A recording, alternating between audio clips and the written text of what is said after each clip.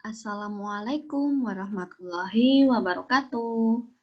Hai anak-anakku, bagaimana kabar kalian? Semoga kalian semua selalu diberikan kesehatan.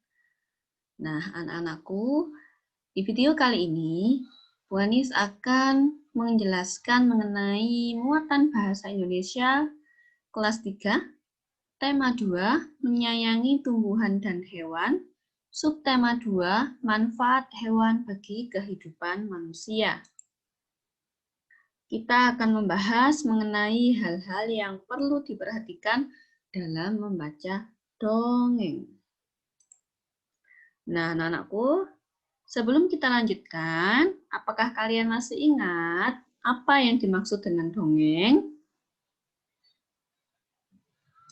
Kita ulangi ya. Dongeng adalah cerita sederhana yang tidak benar-benar terjadi, atau bisa disebut cerita khayalan. Misalnya, kalian sudah mempelajari beberapa dongeng yang tokohnya yaitu binatang.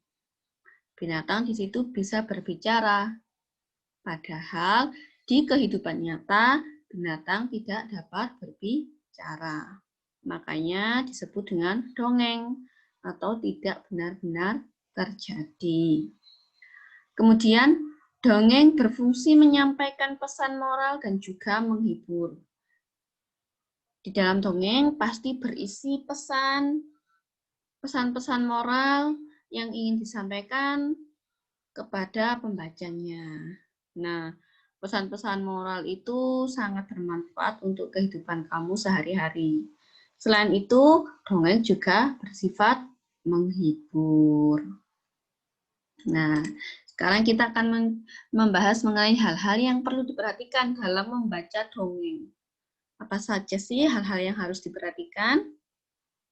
Baik anak-anakku, yang pertama yaitu lafal. Lafal itu yang seperti apa? Nah, mengucapkan kata dengan tepat.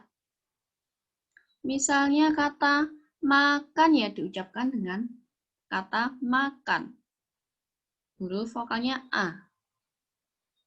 Kemudian tidur. Jelas ya, dalam pengucapannya jelas dan tepat. Itu lafal. Kemudian menggunakan frasa yang tepat atau bukan kata demi kata. Maksud dari frasa yang tepat ya, frasa itu gabungan beberapa kata. Jadi bacanya langsung dengan frasa yang tepat, tidak kata demi kata. Misalnya, kuda sedang makan rumput. Dengan frasa yang tepat begini ya, kuda sedang makan rumput. Tetapi bukan dengan seperti kata demi kata seperti kuda sedang makan rumput. Tidak seperti itu ya anak-anak. Jadi dengan frasa yang tepat atau gabungan beberapa kata, tidak per kata atau tidak kata demi kata. Jadi langsung kuda sedang makan rumput. Seperti itu ya anak-anakku. Nah, selain lafal, apa saja sih yang harus diperhatikan? Nah, selanjutnya yaitu intonasi suara. Nah, intonasi suara itu seperti contohnya ini. Kalimat yang diakhiri dengan tanda titik, intonasi suaranya datar. Misalkan, kuda sedang makan rumput. Datar ya. Kemudian, petani sedang membajak sawah dengan bantuan kerbau. Datar ya. Kemudian, kalimat yang diakhiri tanda tanya, intonasi suaranya menurun. Misalnya, apa yang kamu lakukan, kuda? Bagaimana itu bisa terjadi? Nah, intonasi suaranya menurun. Kemudian kalimat yang diakhiri tanda seru, intonasi suaranya agak naik. Contohnya, jangan lakukan tindakan itu. Nah, itu suaranya agak naik. Itu kalau kamu menemukan kalimat yang diakhiri tanda seru. Selanjutnya yaitu ekspresi. Apa itu ekspresi? Siswa membaca dengan penuh perasaan. Ketika di dongeng tersebut, dengan kalimat yang sedih, maka kamu memberi ekspresinya juga sedih. Kemudian ketika pada dongeng tersebut sedang menceritakan hal yang menyenangkan, kamu membaca dengan perasaan yang senang, dengan ekspresi yang senang. Seperti itu ya. Selanjutnya, tanda baca. Jika saat membaca bertemu tanda koma, maka pembaca berhenti sebentar, lalu dilanjutkan kembali. Jadi kalau ada tanda koma, kamu berhenti dulu sebentar, baru kamu lanjutkan kembali. Tidak langsung dibaca terus, ya. Selanjutnya, jika saat membaca bertemu tanda titik, maka pembaca berhenti. Kemudian pembaca mulai membaca kalimat berikutnya.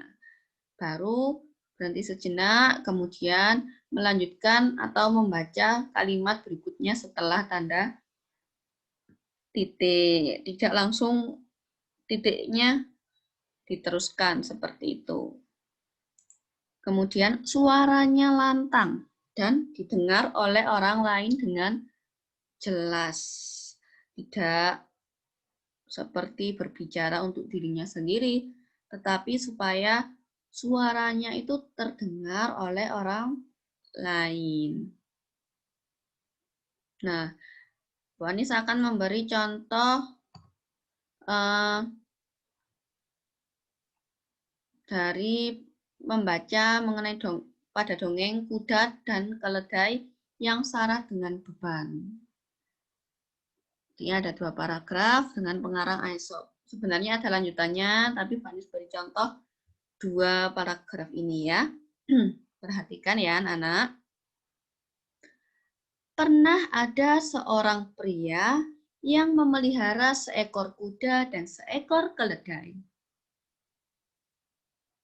Kebiasaan pria tersebut memuati keledainya dengan beban yang berat.